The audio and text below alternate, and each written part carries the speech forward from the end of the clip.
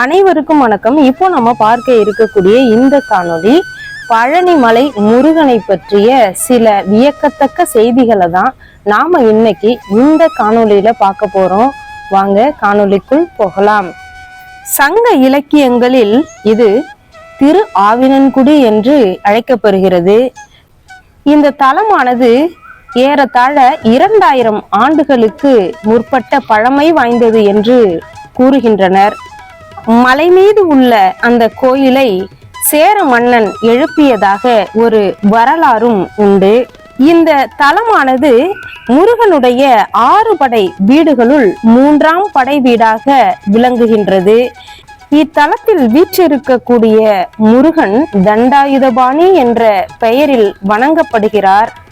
இப்போ முருகன் இந்த மலைக்கு வர காரணம் என்ன என்பதை பார்ப்போம். பொதுவா நாரதருடைய கலகம் நன்மையில் முடியும் அப்படின்னு சொல்லுவாங்க. இப்போ நாரதர் இங்க என்ன கலகம் செய்தார் அப்படிங்கிறத நாம இப்போ பார்க்க போறோம். ஒரு நாள் நாரதர் அரிய பழமான ஞான பழத்தை எடுத்துக்கொண்டு கைலாயத்தில் உள்ள சிவபெருமானுக்கு படைப்பதற்காக சென்றார். அப்போது பார்வதி தேவி தன்னுடைய குழந்தைகளுக்கு அந்த பழத்தை பகிர்ந்து அளிக்கலாம் என்று விரும்பினார். ஆனால் சிவபெருமான் அந்த பழத்தை பங்கிட்டால் அதனுடைய தனித்தன்மையானது இழந்து போகும், அதனால் ஒரு போட்டியினை நாம் வைப்போம் என்று கூறினார். அதில் உலகத்தை யார் முதலில் சுற்றி வருகிறார்களோ அவர்களுக்கு இந்த பழத்தை நாம் கொடுத்து விடலாம் என்றார். அதை போலவே போட்டியும் துவங்கியது. முருகன் தன்னுடைய வாகனமான மயில் மீது ஏறி உலகை சுற்றி வந்தார். ஆனால் விநாயகரோ தனது தாய் தந்தையை உலகமென கருதி சுற்றி வந்து ஞான பழத்தை வென்றார். இதனால் கோபமுற்ற முருகன் அனைத்தையும் துறந்து பழனி மலையில் குடியேறினார். அன்றிலிருந்து அந்த இடமானது பழம்னி என்று அழைக்கப்பட்டது. தற்போது மருவி பழனி என்று அழைக்கப்பட்டு வருகின்றது. பழனி மலை இந்த இடத்தில் வந்ததற்கும் ஒரு சுவாரஸ்யமான கதை உண்டு. அகத்திய முனிவர் என்ன பண்றார்னா, ஒரு நாள் தன்னுடைய சீடர் இடும்பன் கிட்ட சிவகிரி சக்திகிரி என்ற 2 மலைகளை தன்னுடைய வழிபாட்டிற்காக எடுத்துட்டு வர சொல்றாரு. உடனே இடும்பனும் தன்னுடைய குரு சொன்ன அந்த கட்டளையை ஏற்று தன்னுடைய மனைவி இடும்பியோட சேர்ந்து கைலாய மலைக்கு போறாரு. அங்க போய் சிவகிரி சக்திகிரி என்ற 2 மலைகளையும் எடுத்து காவடி போல கட்டி தொங்க விட்டு தன் தோள்கள்ல சுமந்து வராரு.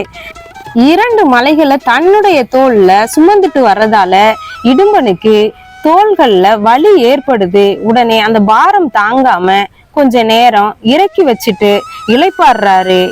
இடும்பன் இளைப்பாடுற அந்த நேரத்துலதான் முருகன் தன்னுடைய பெற்றோர்கிட்ட கோபம் கொண்டு இங்க வந்து நிக்கிறாரு. அதாவது சிவகிரி மலை மேல ஏறி நிக்கிறாரு. கொஞ்ச நேரம் இளைப்பாறினதுமே இடும்பன் என்ன பண்றாருனா திரும்பவும் அந்த மலைகளை தூக்குறாரு. ஆனா தூக்க முடியல. மேல பாக்குறாரு. மேல பார்த்தா மலை உச்சியில ஒரு சிறுவன் நின்று கொண்டு இருக்கிறான். உடனே அந்த சிறுவனை இறங்க சொல்றாரு. மலையை விட்டு கீழே இறங்க சொல்றாரு. ஆனா அந்த சிறுவன் இறங்கல, சண்டை போடுறான். உடனே இடும்பனுக்கும் நிறைய கோபம் வருது. உடனே இடும்பனுக்கும் கோபம் வந்து சிறுவனை தாக்குறாரு. இறுதியில இடும்பன் இறந்து போறாரு. இந்த நிகழ்வுக்கு பிறகு அகத்தியரும் இடும்பனுடைய மனைவியும் அங்க வந்து சிறுவன் கிட்ட கேட்டு மன்றாடுறாங்க. உடனே மனம் இறங்கி இடும்பனை எழச் செய்கிறாரு முருகபெருமான். இடும்பனின் குரு பக்தியை வியந்த முருகன் தனக்கு காவல் தெய்வமா இங்கேயே இருக்கணும் அப்படின்னு சொல்லி இடும்பனை பணிக்கிறாரு. இதை தொடர்ந்துதான் காவடி எடுக்கக்கூடிய முறை அப்படிங்கிறது தோன்றி இருக்கு அப்படின்னு கூட நாம சொல்லலாம். இடும்பன் எடுத்துட்டு வந்த, அதாவது இடும்பன் தூக்கிட்டு வந்த அந்த மலை, அதாவது சிவகிரி சக்திகிரி என்ற அந்த 2 மலைகளும் அதே இடத்திலேயே நிரந்தரமானது. இடும்பாசுரன் எடுத்து வந்த அந்த மலை அந்த இடத்திலேயே நிரந்தரமானது. இதுதான் நாம இப்ப பார்க்கக்கூடிய, நாம இப்ப வணங்கக்கூடிய பழனி மலை. இந்த பழனி மலை மீது வீற்றிருக்கக்கூடிய அந்த மூலவருக்கு தண்டாயுதபாணி என்ற ஒரு பெயரினை இட்டு வணங்கி வருகின்றோம். இந்த ஆலயத்திற்கு தீர்த்தமாக சரவண பொய்கை தீர்த்தம் மிக அருகிலேயே இருக்கின்றது. இன்னொரு சுவாரஸ்யமான விஷயம் இந்த ஆலயத்துல இருக்கு. அது என்ன அப்படின்னு பார்த்தோம்னா முருகனுடைய சிலைதான். போகர் என்ற சித்தர் ஒருவர் இந்த பகுதியில வாழ்ந்து வந்திருக்காரு. அவரு நவ பாஷாணங்களை கொண்டு சிறு வில்லைகளா செய்து நோய்கள் யாருக்கெல்லாம் இருக்கோ அதற்கு மருந்தாக இந்த வில்லைகளை கொடுத்து அவர்களுடைய நோயை போக்க முற்பட்டிருக்காரு. ஆனா வில்லைகள், அதாவது அந்த மருந்து வில்லைகள் வீரியமிக்கதா இருந்ததால உயிரிழப்பு நிறைய ஏற்பட்டு இருக்கு. இதனால மனம் நொந்து போனாரு. இந்த நிகழ்விற்கு அப்புறம் நவபாஷாணத்தாலான ஒரு சிலையை செஞ்சு அந்த சிலை மீது சந்தனத்தை பூசி அதிலிருந்து சிறிது எடுத்து மருந்தாக தன்னை நாடி வருவோருக்கெல்லாம் கொடுத்து நோயை தீர்த்து வச்சிருக்காரு. போகரால உருவாக்கப்பட்டதுதான் இந்த முருகனுடைய சிலை. இது 9 வகையான நச்சு பொருள்களை சேர்த்து உருவாக்கப்பட்டிருக்கு.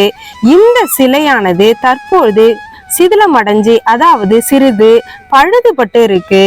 இரவு வேளைகள்ல அந்த சிலைக்கு முழுவதுமே சந்தனத்தை பூசிடுறாங்க. அதிகாலையில் விஸ்வரூப தரிசனம் செய்ய வர்றவங்களுக்கெல்லாம் சிறு வில்லை சந்தனத்தை பிரசாதமா கொடுக்கறாங்க. இது நோய்களை எல்லாம் தீர்க்கும் மருந்தா இருக்கு அப்படின்னு நம்புறாங்க.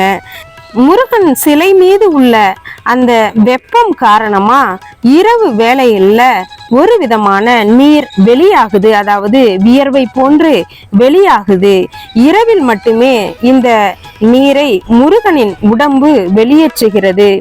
இந்த உஷ்ணத்தை போக்கதான் முருகனுக்கு இரவு நேரத்துல சந்தனத்தை சாத்துறாங்க. முருகனிடமிருந்து வெளியேறக்கூடிய அந்த நீரை, முருகனுடைய உடம்பிலிருந்து வெளியேறக்கூடிய அந்த நீரை கௌபீன தீர்த்தம் என்றும் அழைக்கிறாங்க. இந்த பழனி மலையில இன்னொரு சிறப்பம்சம் என்ன அப்படின்னு சொன்னா, சிவகிரி என்று அழைக்கப்படக்கூடிய முருகன் தங்கி இருக்கும் மலைக்கு அருகிலே சக்திகிரி என்ற மலை இருக்கிறது. அங்குதான் இடும்பனுக்கு ஒரு ஆலயமானது எழுப்பப்பட்டுள்ளது. அதிகாலை வேளையில் இடும்பனுக்கு முதல் பூஜை செய்துவிட்டு பிறகுதான் பழனி மலையில் உள்ள, அதாவது சிவகிரியில் உள்ள சிவகுமரனுக்கு இங்கு அபிஷேக ஆராதனைகள், பூஜைகள் நடைபெறுகின்றது.